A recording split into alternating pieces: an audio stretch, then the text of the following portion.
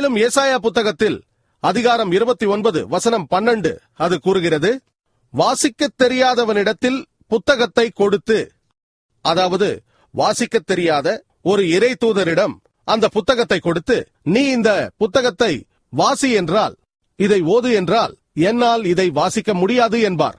நாம் அறிவோம், முகமது நபி அவர்களுக்கு முதல் வாகி வந்த பொழுது வானவர் கேப்ரியல் அவரிடத்தில் கூறினார், எக்ரா, படி என்றார். அதற்கு நம் அன்புக்குரிய இறை தூதர் முகமது நபி அவர்கள் பதில் சொன்னார், மா அனா பிகாரி, நான் ஓத தெரியாதவன் என்றார். இதன் மூலம் புத்தகம் ஏசாயா அதிகாரம் 29 வசனம் 12 முன்னறிவிப்பின் சொல்லுக்கு சொல் நிறைவேற்றப்பட்டுள்ளது. படிக்காத ஒருவனிடத்தில் புத்தகத்தை கொடுத்து படி என்றால், நாம் அறிவோம் இறை தூதர் முகமது நபி அவர்கள் படிக்க தெரியாதவர்கள், அவர் ஒரு உம்மி.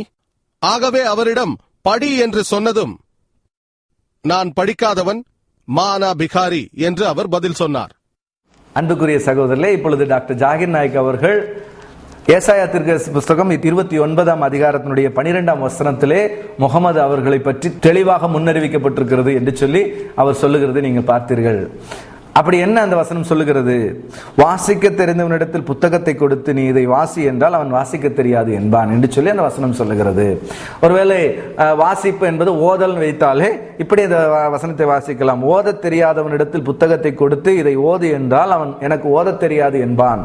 இப்படி கூட அந்த வசனத்தை மொழிபெயர்க்கலாம்.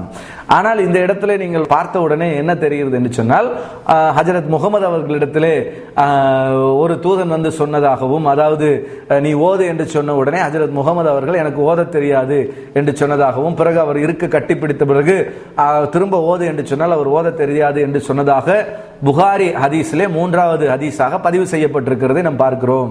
இப்ப இந்த இடத்துல நமக்கு பிரச்சனை என்ன என்று சொன்னால், ஏசாயா தீர்க்கதரிசி 29ஆம் அதிகாரத்திலே 12ஆம் வசனத்திலே சொல்லப்பட்ட அந்த வார்த்தையானது ஹஜரத் முகமது அவர்களை குறித்து சொல்லப்பட்டது என்று இஸ்லாமிய அறிஞர் நம்மிடத்திலே வந்து கிளைம் பண்ணுகிறார்.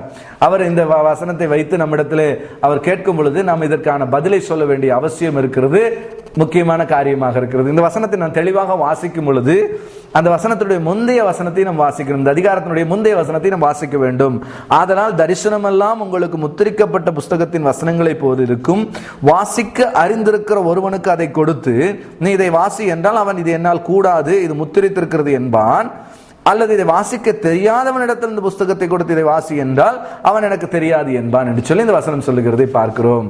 முதலாவது இந்த இடத்துல 2 விஷயம் நடக்கிறது. ஒன்று, அங்கே ஒரு புத்தகம் கொடுக்கப்படுகிறது, புத்தகத்தை கொடுத்துதான் வாசிக்க சொல்லுகிறார்கள் என்பதை நாம் புரிந்து கொள்ள வேண்டும்.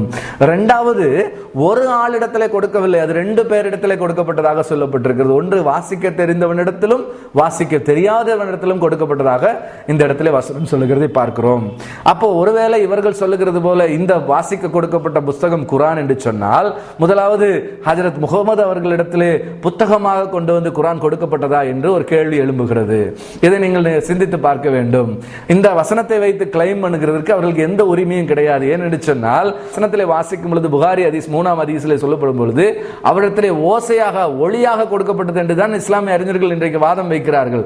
அப்படி என்று சொன்னால் புத்தகத்தை கொடுத்து நீ வாசி என்று சொன்னார் என்று சொல்லி சொல்லப்பட்டிருக்கிறதே, அப்ப புத்தகம் கொடுக்கப்பட்டதா? முதல் கேள்வி அவர்களுக்கு இல்லை என்றுதான் பதில். புத்தகம் கொடுக்கப்படவில்லை, அவர் சத்தத்தை கேட்டுதான் எனக்கு ஓத தெரியாது, எனக்கு ஓத தெரியாது என்று சொன்னதாக நாம் வாசிக்கிறோம். அவர் எந்த புத்தகத்தையும் அவர் பார்த்ததாக இல்லை, அவர் புத்தகத்தை பார்த்து வாசித்ததாகவும் இல்லை. ஒன்று. 2வது, அந்த புத்தகம் வாசிக்க தெரிந்தவனிடத்திலும் கொடுக்கப்பட்டது என்று சொல்லப்பட்டிருக்கிறது. அப்படியானால் முகமது அவர்களுக்கு முன்பாகவே வாசிக்க தெரிந்த ஒருவரிடத்துக்கு இந்த குரான் கொடுக்கப்பட்டிருந்ததா அப்படி என்ற ஒரு கேள்வி வருகிறது. அப்போ இந்த வசனம் எதை குறித்து சொல்லப்பட்டிருக்கிறது? அது ஒரு தரிசனத்தை குறித்து, ஒரு சம்பவத்தை குறித்து சொல்லுகிறது. இதை எடுத்துக்கொண்டு போய் தங்களுடைய மார்க்க புத்தகத்துக்கு ஆதாரமாக வைக்கிற இஸ்லாமிய அறிஞர்கள் முன்பாக இருக்கிற வசனத்தை வாசிக்க வேண்டும். அந்த அதிகாரத்தில் அந்த வசனம் எதை பற்றி சொல்லுகிறது?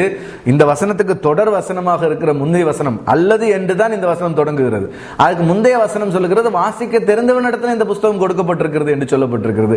அப்படியானால் இந்த குரான் வந்து முகமது அவர்களுக்கு முன்பாகவே வேற யாருக்காவது வாசிக்க கொடுக்கப்பட்டிருந்ததா என்பதை அவர்கள் சொல்ல வேண்டும். கேட்டால் இல்லை என்பதுதான் அவருடைய முடிவு. இதிலிருந்து என்ன தெரிகிறது என்றால், ஏசாயா தீர்க்கதரிசி புத்தகம் 29ஆம் அதிகாரத்தினுடைய 12ஆம் வசனம் என்பது ஹஜரத் முகமது அவர்களை பற்றி சொல்லப்பட்டது இல்லை என்பது தெளிவு.